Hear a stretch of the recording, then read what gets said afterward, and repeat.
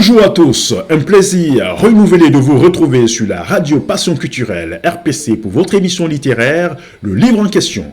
Chaque vendredi, nous vous donnons rendez-vous pour votre émission littéraire, Le Livre en Question. Le Livre en Question, c'est le rendez-vous des auteurs de livres, romans ou toute œuvre littéraire d'ici et d'ailleurs. Vous pouvez faire partager vos expériences de lecture en nous faisant parvenir des résumés de romans ou livres que vous avez eu l'occasion de lire. Nous sommes ouverts à toute proposition et à une franche collaboration avec toutes les maisons d'édition sur les 5 continents. Chaque semaine, nous partageons avec vous notre amour pour la chose littéraire. Un petit rappel, pour participer dans cette émission ou passer dans une émission sur la radio Passion Culturelle RPC, vous pouvez rentrer en contact avec nous via ces coordonnées par email contact@rpcplus.online ou par le WhatsApp de la radio qui est le plus 33 07 81 28 31 76 ou plus 33 06 26 31 36 77, par le site internet de la radio qui est le www.larpcplus.online ou par Facebook en tapant Radio Passion Culturelle ou écrivez directement sur la page like Facebook l'émission Le Livre en Question. Très belle soirée et prenez toujours soin de vous en respectant les consignes sanitaires. Vous êtes sur la RPC, Radio Passion Culturelle, la radio de l'universalité culturelle. Pour ce jour, nous allons à la découverte de quelques auteurs. La première sur notre liste est Edwige Dandika. Edwige Dandika est née à Port-au-Prince en Haïti en 1969. Élevée par son oncle et sa tante, elle est rejointe à 12 ans ses parents installés à Brooklyn. Elle vit depuis lors aux États-Unis. Elle est auteure à la maison d'édition Grasset du livre De la récolte douce des larmes, paru en 1999, La danse, paru en 2004, Le briseur de rosée, paru en 2005, et Frère, je vais mourir, paru en 2007, récit autobiographique salué unanimement par la critique américaine et récompensé par le National Book Critics Circle Award. Écoutons maintenant Lydia Antoine qui s'entretient ici avec notre deuxième auteur, Fédia Stanislas. Écoutons Lydia Antoine. Mesdames et messieurs, bonsoir. Bonsoir Simplice. Fédia Stanislas, elle est née à Jérémie en Haïti. Elle est licenciée en sciences politiques, option diplomatie et relations internationales et journalisme. Passionnée d'écriture, elle a participé à un concours de poésie organisé par la Radio Nationale d'Haïti où elle est sortie deuxième. Elle a travaillé en tant que journaliste à cette même radio, rédactrice au quotidien Le National et Jérémie Communication. Elle a publié son premier recueil de nouvelles, Un été à Jérémie, paru aux éditions Choukoun. Cette même année, elle fut l'une des 10 écrivains choisis par la Direction nationale du livre pour un programme dénommé Le chant de la relève de la littérature haïtienne.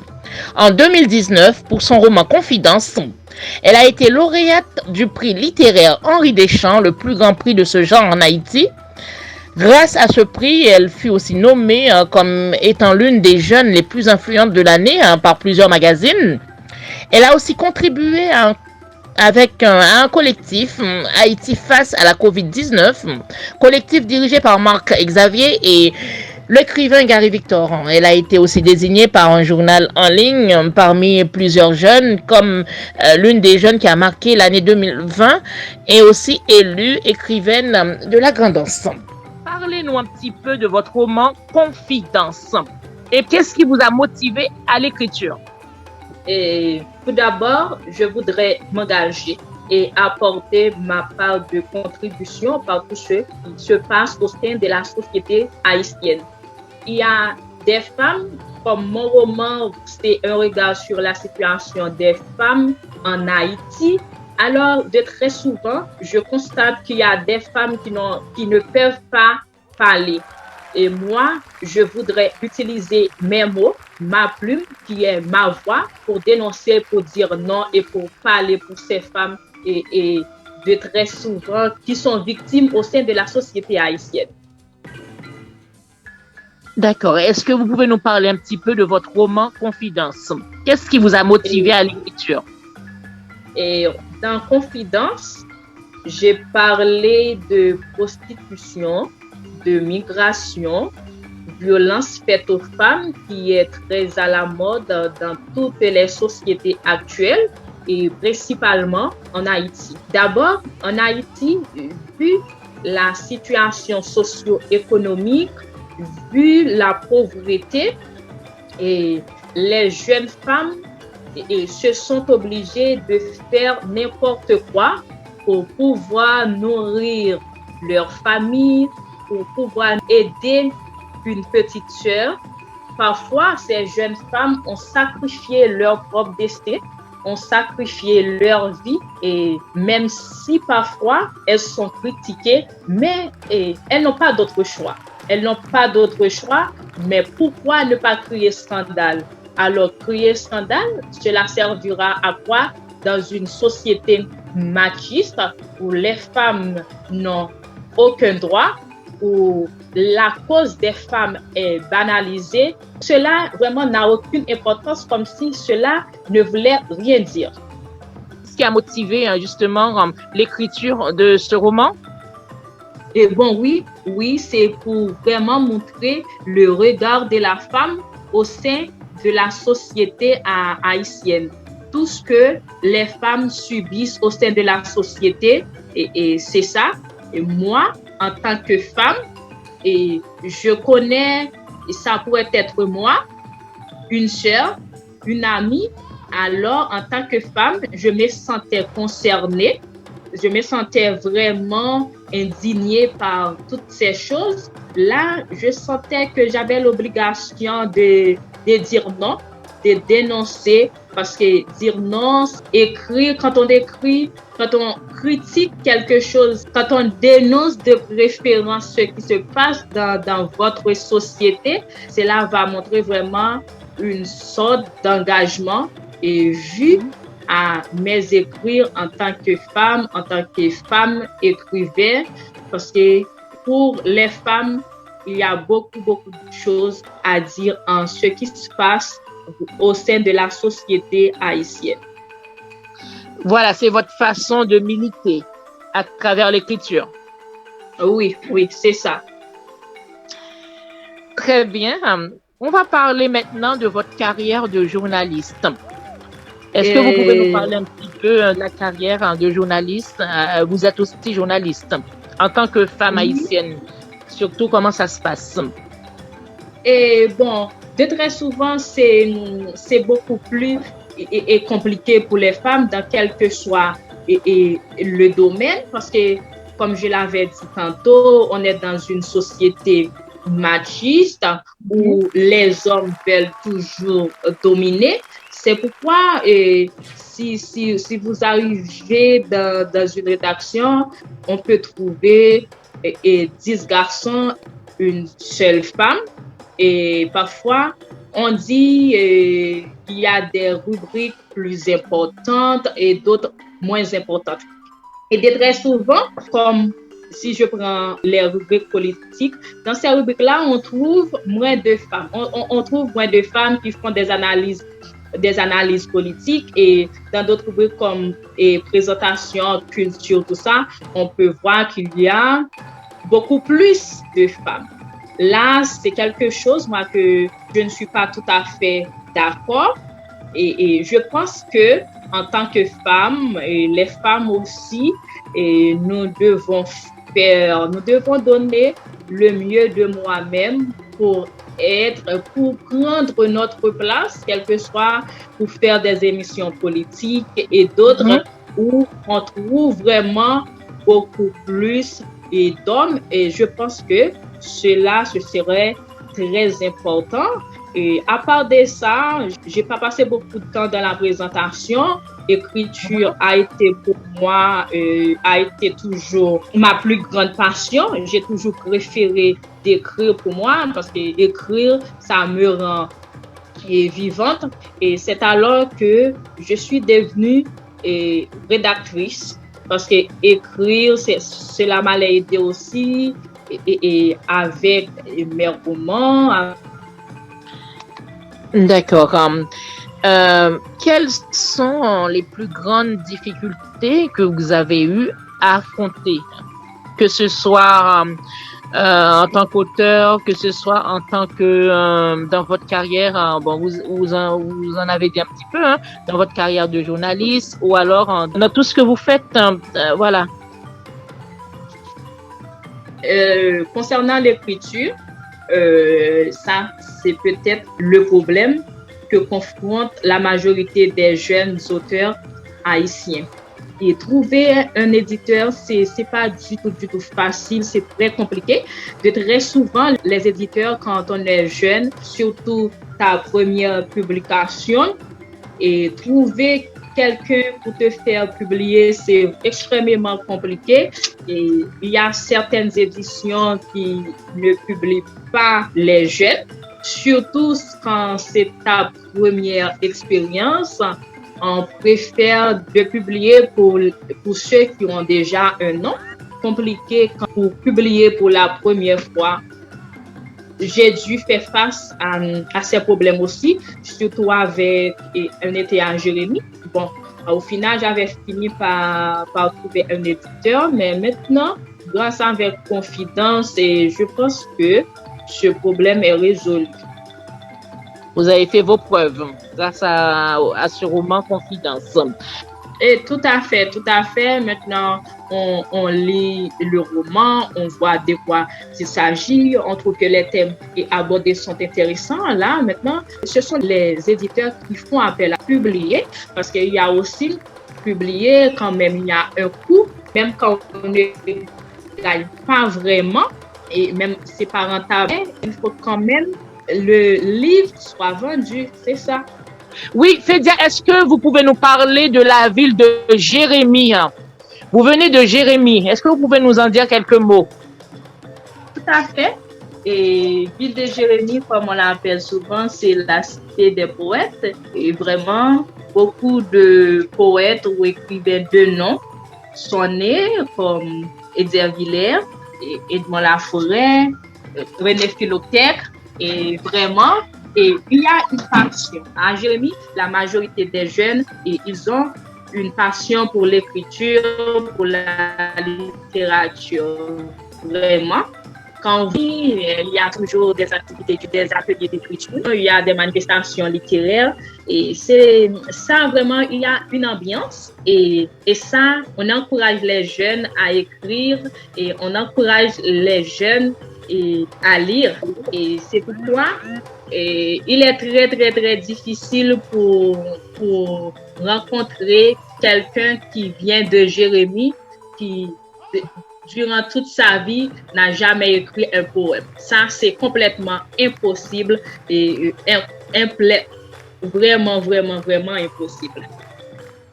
Quel est votre auteur préféré ou vos auteurs préférés?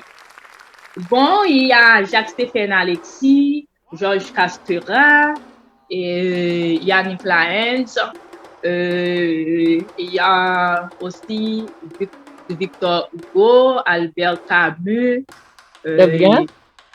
Marie de Chauvet, Émilie Prophète. Vraiment, ils sont nombreux. D'accord. Avez-vous une petite citation qui vous tienne à cœur, Fédia Stanislas? Oui. Oui? Est-ce que vous pouvez nous la donner, cette petite citation? Mais en vérité, je l'attends avec mon cœur, avec mon âme. Et sur le pont d'air revient-en. Si jamais revient cette femme, je lui dirai je suis content. C'est Guillaume Apollinaire. Wow! Magnifique! Où on peut trouver votre roman, Fédia Stanislas? Est-ce que vous avez des adresses, un lien?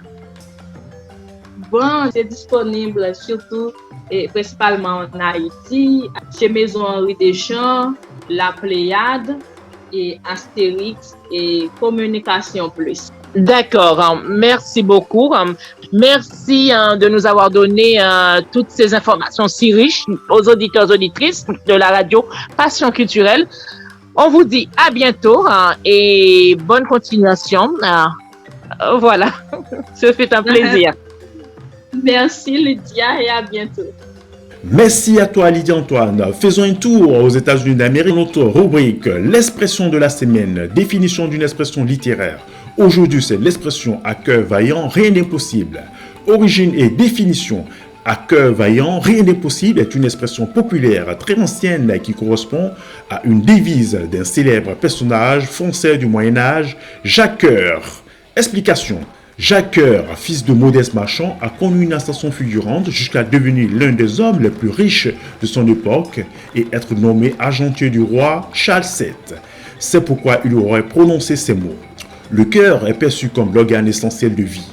Dès qu'il s'arrête de battre, la mort est assurée. De ce fait, celui qui veut vivre et entreprendre doit avoir un cœur vaillant. Sa devise est gravée en ancien français « À vaillant rien impossible » sur les façades du palais qu'il fut construit à Bourges, sa ville natale. C'était l'expression de la semaine « À cœur vaillant, rien n'est possible ». Une autre virgule musicale avec Ketley Sax lyrique pour 2021. On l'écoute.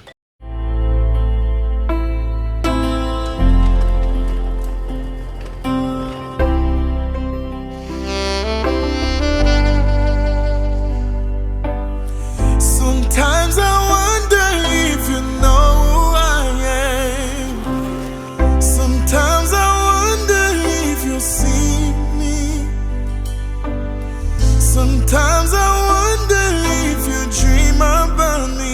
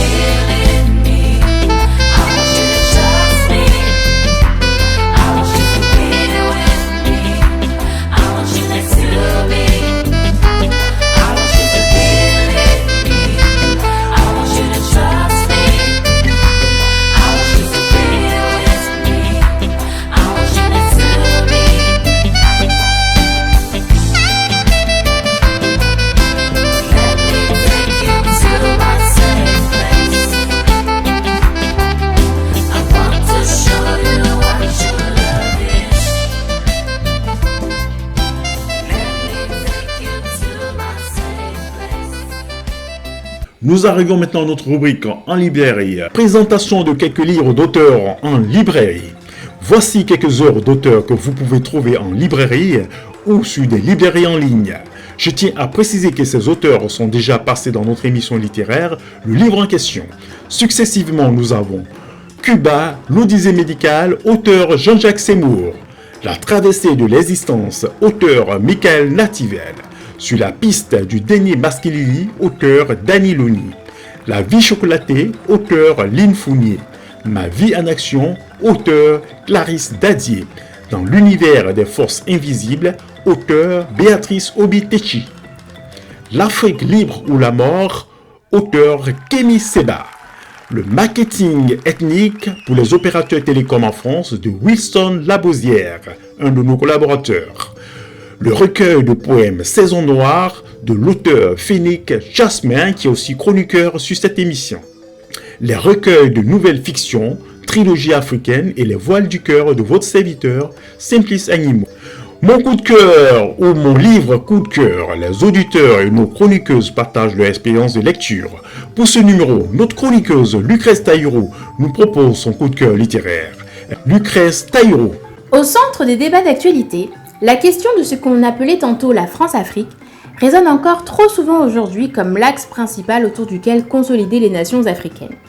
La place de la France et les relations qu'elle entretenait, entretient et entretiendra avec ses anciennes colonies est un sujet si crucial qu'il est bon d'y apporter constamment un regard neuf tant que l'Afrique, avec un grand A, ne connaîtra pas une stabilité politique, économique et sociale. Dans cette quête, je me suis penchée sur un ouvrage que je tiens à vous faire découvrir. La politique coloniale, Clémenceau contre Ferry. Publié aux éditions Magellan et compagnie, cet ouvrage est très intéressant car il s'agit des comptes rendus des débats du Parlement lorsqu'un duel idéologique opposant Georges Clémenceau à Jules Ferry, deux grandes figures politiques de la Troisième République française, a bouleversé le schéma politique de l'époque. En plus d'être une richesse historique, ce livre apporte un éclaircissement plus qu'appréciable grâce à la préface rédigée par Jean-Noël Jeannemey. Écoutez plutôt. Et voici le deuxième volet de l'argumentation, primordial. L'opposition se résume dans deux propos qui sont au cœur de l'affrontement. Celui de Jules Ferry est sans détour. Il y a pour les races supérieures un droit parce qu'il y a un devoir pour elles. Elles ont le devoir de civiliser les races inférieures. L'année précédente, en mars 1884, il est allé jusqu'à expliquer, à la même tribune du Palais Bourbon, le premier pas que la civilisation fait faire à ces races inférieures qu'elle cherche à élever jusqu'à elle, c'est de leur dicter des traités, de leur apprendre ce que c'est que la foi jurée et de l'obliger à la respecter s'ils y manquent. Il y a là, messieurs, entre ces races et nous, un véritable procédé d'éducation qui est le plus efficace, le plus pénétrant de tous. Étrange diplomatie posée comme pédagogie du maître au grand enfant. En face, Clémenceau jette son exclamation fameuse. Race supérieure, race inférieure, c'est bientôt dit. Et d'évoquer notamment cette grande religion bouddhiste qui a quitté l'Inde pour la Chine, avec cette efflorescence d'art dont nous voyons aujourd'hui encore les magnifiques vestiges. Rien d'autre, explique-t-il, si l'on va au fond des choses, que la proclamation de la force sur le droit. Et ceci encore, qui en fait un ancêtre de tous les combattants de l'anticolonialisme du XXe siècle. N'essayez pas de revêtir la violence du nom hypocrite de civilisation. Ne parlons pas de droit, de devoir. La conquête que vous préconisez, c'est l'abus pur et simple de la force que nous donne la civilisation scientifique sur les civilisations rudimentaires pour s'approprier l'homme, le torturer, en extraire toute la force qui est en lui au profit du prétendu civilisateur. Ce n'est pas le droit, c'est la négociation. Parler à ce propos de civilisation, c'est joindre à la violence l'hypocrisie. La politique coloniale, Clémenceau contre Jules Ferry. Merci à toi Lucrèce. Notre rubrique L'actualité du livre. Dans la rubrique L'actualité du livre, écoutons l'écrivain poète Phénix Jasmin nous lire un poème d'un auteur haïtien, Phénix Jasmin. Village de Dieu. Dieu des villageois sans Dieu. Sans Dieu, la messe des armes célèbre le sang des marginaux inhumés au chant des mitrailleuses. Sous la colère du soleil d'Haïti endeuillé, Alléluia! La sainteté des armes glorifie le sommeil du Dieu silencieux. Pause musicale maintenant, cette semaine encore avec Foxy Dana dans le titre Show Me the Love.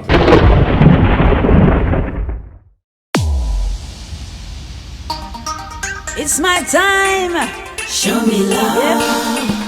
Paris City. Just show me love. Oscar. Show me love. Yeah, yeah, yeah. Just show me love. Yeah. Don't just tell me you love me. Baby, show me. Sweetie, don't just text me. Show me love. Don't just tell me you need me. Baby, show me you do. Sweetie, don't just text me. Show me love. Show me love, yeah, yeah, yeah. Just show me love. You'd better show me love, yeah, yeah, yeah. Show me love, show me life, show me everything it's all about. Show me a kiss, show me a smile. I know you got potential. If you do love me, show it. Oh, if you do love me, show it by making me happy. Show me love, yeah, yeah, yeah. Just show me love. Ooh, you gotta show me love, yeah, yeah, yeah. Break it down now. Everybody to the left side. Show me love. Just show me love. To the left now. To the left now. To the right. To the left. Come on.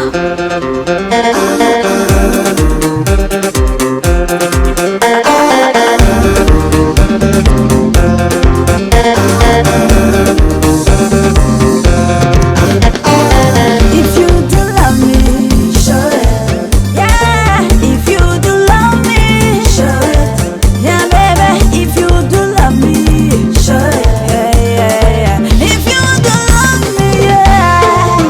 Show me love, show me light.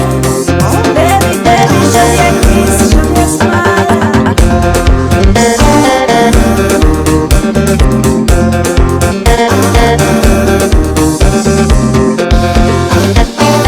If you do love me, show it.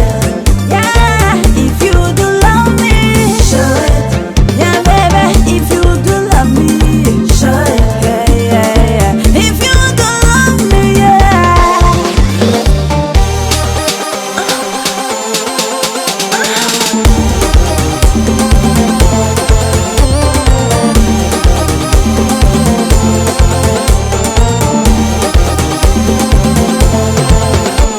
Affection, show me.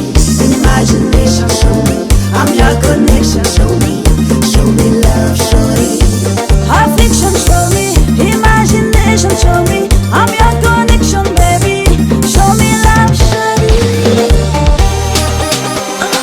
Foxy Dana says, Haïti, ça passe.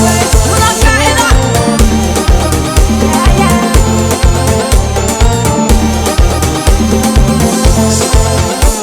Affection, show me.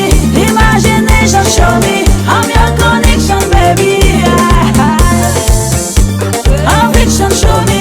Imagination, show me. I'm your connection, baby.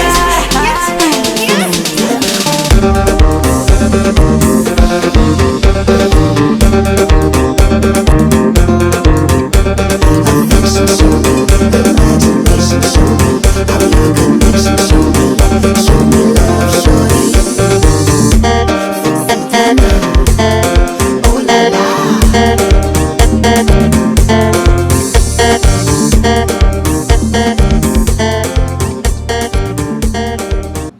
Mon coup de cœur ou mon livre coup de cœur, c'est maintenant au tour de Dani Noni pour son coup de cœur littéraire. Pour ce jour, elle nous parle du livre Amistad de Alex Pats, paru aux éditions Pocket en 1998. Écoutons Dani Loni.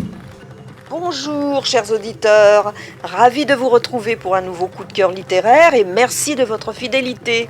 Aujourd'hui, ma chronique est consacrée au roman Amistad par Alex Pate, paru en 1998 aux éditions Pocket. Alex Pate est né en 1950. Il est professeur, associé d'études afro-américaines et africaines à l'université du Minnesota. Son enseignement porte sur l'anglais, la littérature, l'écriture d'ouvrages de fiction. Dans l'un de ses cours, on enseigne la poésie du rap. Il est aussi essayiste et a publié dans The Minneapolis Star Tribune, The Washington Post. Ses autres romans sont Losing Absalom, Finding Makeba, The Multiculti of Cedar Show and West of Rehoboth. La quatrième de couverture de cet ouvrage. D'après une histoire vraie, voici le terrible récit des événements qui entraînèrent 53 jeunes hommes et femmes et la toute nouvelle nation américaine à combattre au nom de la liberté et de la justice. En 1839, une mutinerie éclate à bord de la Amistad, un vaisseau négrier espagnol. À la tête de cette révolte courageuse et acharnée se trouve Cinque, le fils d'un chef mandé. Mais la Amistad est arraisonnée par la marine américaine. John Quincy Adams, ancien président des États-Unis, est sollicité par les partisans des Africains pour assurer leur défense devant la Cour suprême dans un procès qui fera date dans l'histoire. Brillamment raconté par Alex Pate, voici l'aventure glorieuse de ces hommes et de ces femmes qui, jusqu'au bout, n'ont jamais voulu renoncer ni à l'espoir ni à la liberté. Un extraordinaire récit où s'expriment le courage, la justice et l'humanité. Au printemps 1839, à bord du navire négrier espagnol, la Amistad, 53 captifs africains se révoltent sous la conduite de Cinque. Capturés sur la côte ouest de l'Afrique, ils ne sont plus que des étrangers dans une contrée inconnue, victimes du système américain et de son président Martin Van Buren. Afin d'assurer sa réélection, Van Buren est tout prêt à sacrifier les Africains pour satisfaire les pro-esclavagistes du Sud. Les Africains sont soutenus dans leur lutte par leur avocat Roger Baldwin, l'abolitionniste Ted Johnson et l'ancien président John Quincy Adams qui défendront leur cause jusque devant la Cour suprême des États-Unis. Cette affaire a remis en question les fondations premières du système légal américain et célèbre l'ultime triomphe de l'esprit humain. À noter que la Amistad a existé. C'était une goélette à huniers. Au départ, elle s'appelait Friendship, ce qui signifie en français, ironie du sort, relation amicale. Ce voilier a servi de bateau négrier aux Espagnols dans la traite des Noirs aux Caraïbes. Suite à une mutinerie conduite par les captifs africains en 1839, donc, son capitaine a été tué. Les captifs africains ont été jugés aux États-Unis et ont été acquittés parce qu'ils n'étaient pas des esclaves, mais avaient été kidnappés. En revanche, le garçon de cabine qui, lui, était considéré comme esclave fut condamné à être envoyé à Cuba. Ensuite, le navire a été rendu aux marins. Les abolitionnistes ont tous soutenu les accusés et payé leur retour en Afrique. Steven Spielberg s'est inspiré de cette histoire authentique pour réaliser le film Amistad, qui est sorti en 1997. Page 12. C'est alors qu'il reconnut le lion, une bête qui, pour quelque obscure raison, s'était installée non loin de leur village, ce qui constituait déjà un comportement étrange. Or, ce lion avait une mauvaise réputation, celle d'être un mangeur d'hommes. Tout le village en avait peur. 2 personnes avaient déjà été tuées, et plusieurs expéditions de chasse s'étaient soldées par des échecs. Le lion était immobile, semblable à une statue sculptée dans le bois. Cinque sentit son front se couvrir de sueur. Comment était-il censé agir ? Il avait toujours souhaité devenir un brave guerrier ou un grand chasseur. Ce qui ne manquait pas d'ironie, car, même s'il ne se considérait pas comme un homme courageux, par nature, il était fort éloigné de la violence. Et, sous le regard du lion, il était presque pétrifié par la peur. Il avait stupidement négligé de prendre son couteau et ses armes de marche. Jamais il n'aurait le temps d'aller les chercher. Et même si c'était possible, qu'est-ce que ça changerait ? La panique grandissait en lui. Mais Cinque était le genre d'homme capable de métamorphoser la panique en courage. Il se retourna vers sa hutte. Sa femme et ses enfants seraient vraiment en danger si le lion avait le dessus. Près de son pied gauche, il avisa une pierre lisse et grise de la taille de sa main et la ramassa. Le mouvement provoqua un sourire du lion qui commença à approcher lentement. Puis l'animal prit brusquement le pas de course et Sengbe comprit d'un seul coup que ce n'était pas sa famille qui était en péril, mais lui. C'était vers lui que venait le lion. En un éclair, Sengbe leva la main. La pierre était assez lourde pour qu'il dût faire attention à contrôler son lancer. Et, projetant son arme improvisée vers l'animal qui se rapprochait, il l'atteignit entre les deux yeux. La bête tomba sur le cou. Il contempla le gros chat qui gisait, immobile sur le sol. À partir de ce moment, quiconque parlait de Sengbe s'empressait d'ajouter rapidement « le tueur de lions ». Page 15. Quelle que soit la menace, Sengbe, qu'on appelait maintenant Sinke, s'accrochait toujours à deux choses pour y puiser de la force.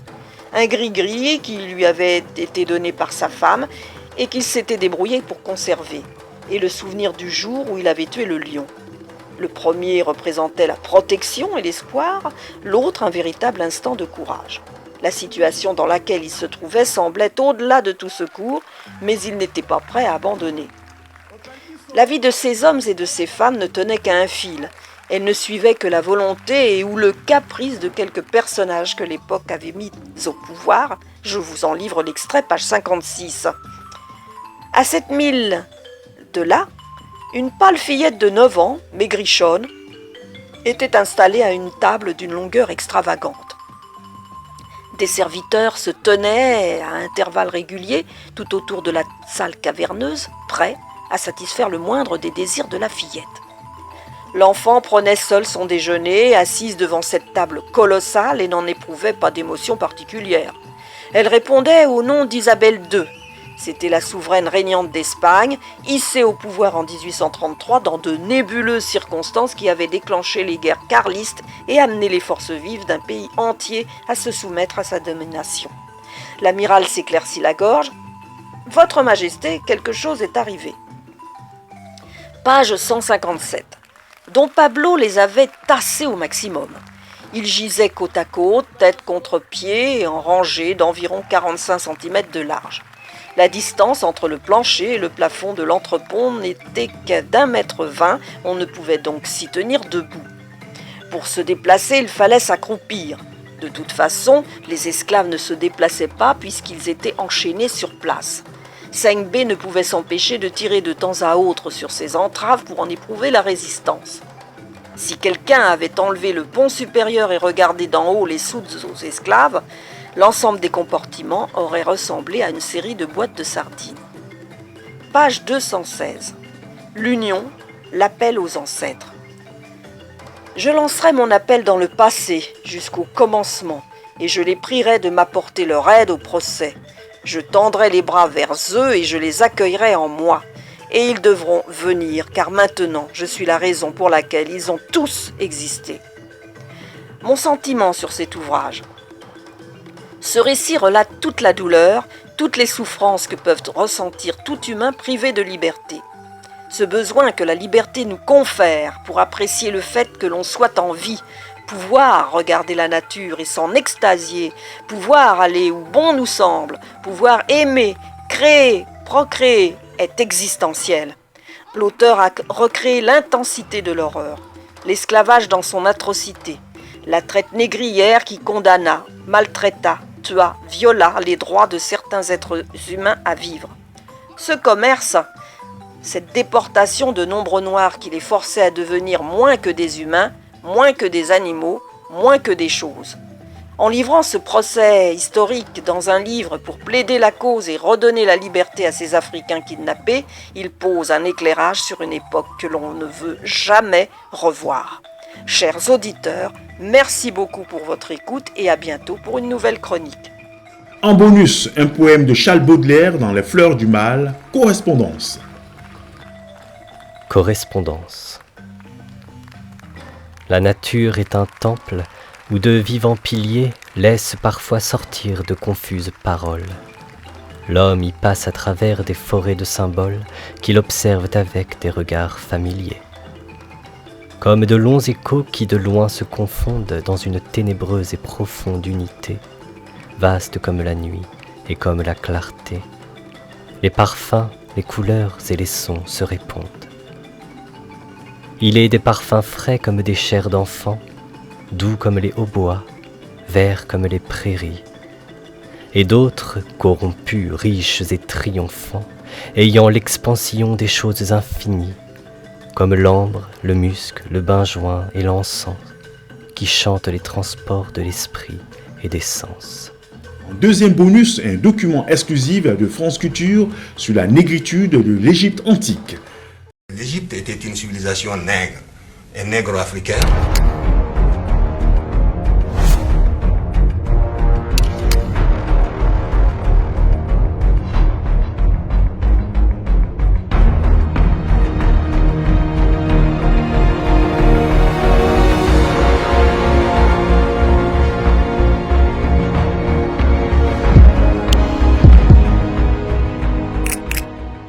Historiens, ils ont toujours considéré l'Égypte, si vous voulez, comme une sorte de fait à part en Afrique. On oubliait même que l'Égypte est une nation africaine. En redonnant à l'Afrique son passé, il a redonné peut-être son passé à l'humanité.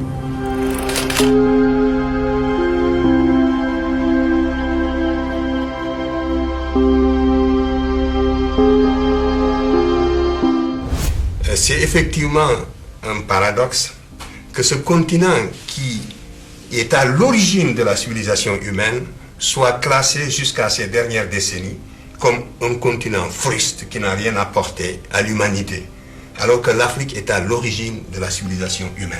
Les gens vont sauter quand ils vont entendre ça, professeur.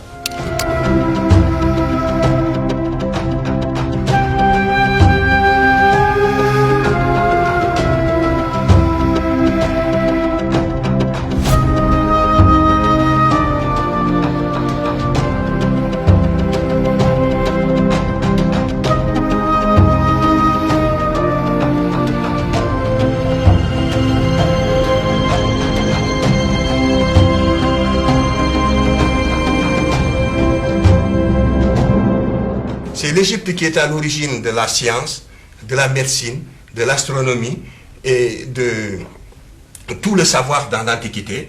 Et les Grecs sont venus puiser dans le savoir égyptien à partir du 6e siècle. En moins 525, Cambyse détruit, si vous voulez, la souveraineté égyptienne. Les Perses s'installent. Après eux, les Grecs, vers moins 332, vont s'installer. Et puis après eux, c'est l'époque hellénistique. Et après eux, les Romains. Le noir a connu une période de domination. Il a dominé le monde, c'est en fait certain, jusqu'à moins 525.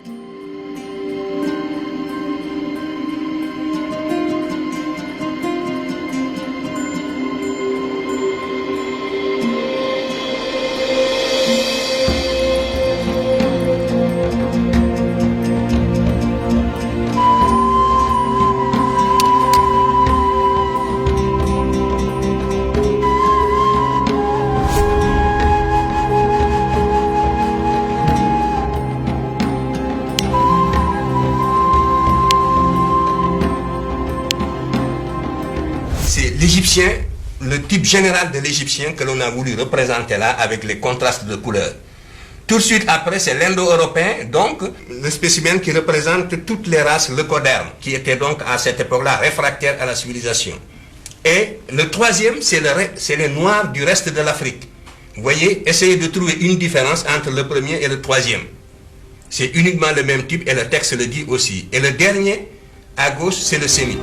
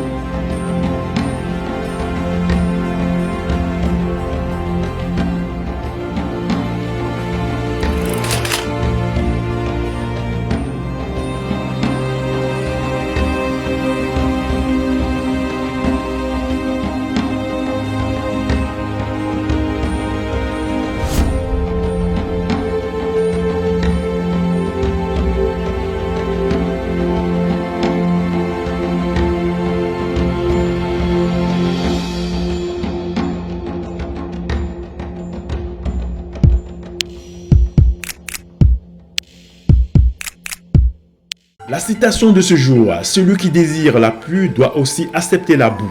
Ou en d'autres termes, toute médaille a son revers. Proverbe africain.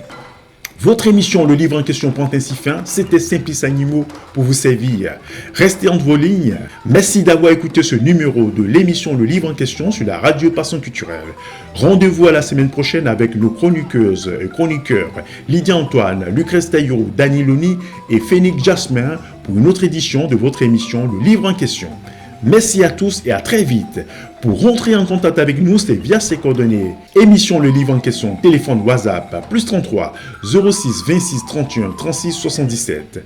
RPC, la radio Passion Culturelle.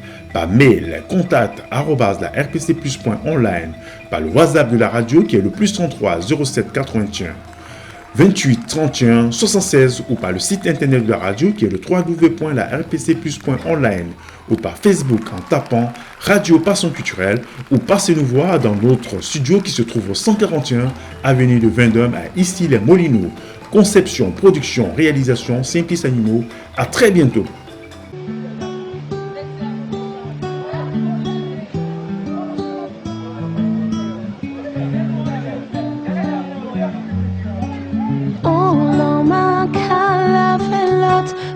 Sorti nos roches, c'est vous et moi, comptez si moi, comptez si moi.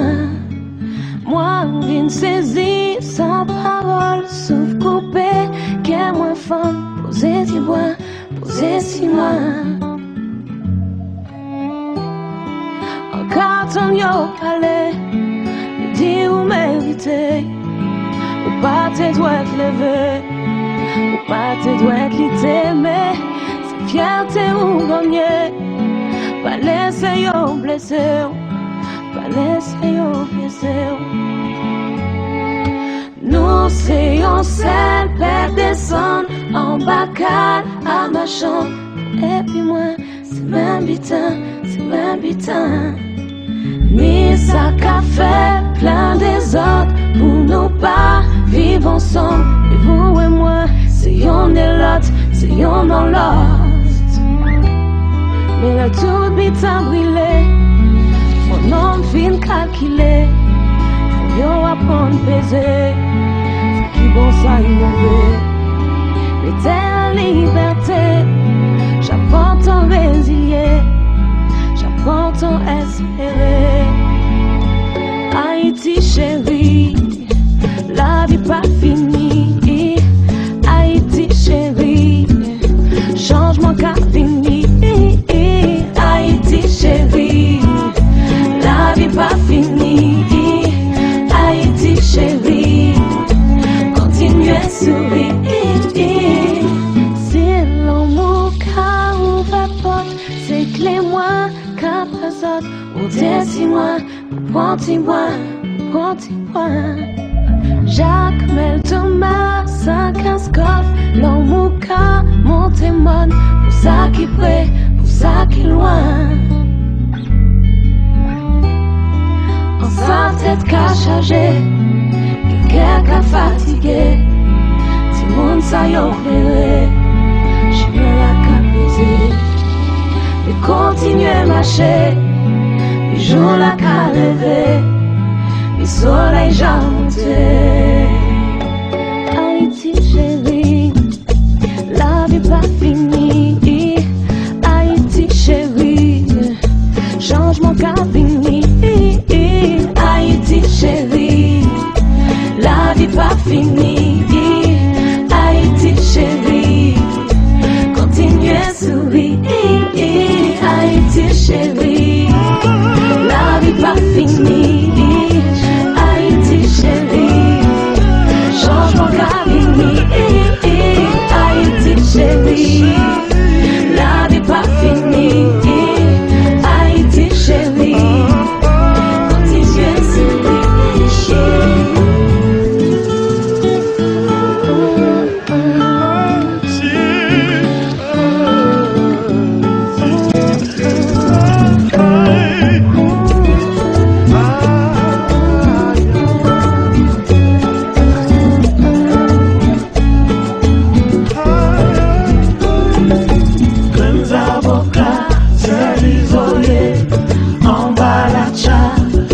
soir endormi. Yes, yes maman, jeunes avocats, servisoyés, en bas la chat, au soir endormi. Yes, yes maman, jeunes avocats, servisoyés, en bas la chat, au soir endormi. Yes, yes maman, jeunes avocats, servisoyés, en bas la chat, au soir endormi. Yes, yes maman.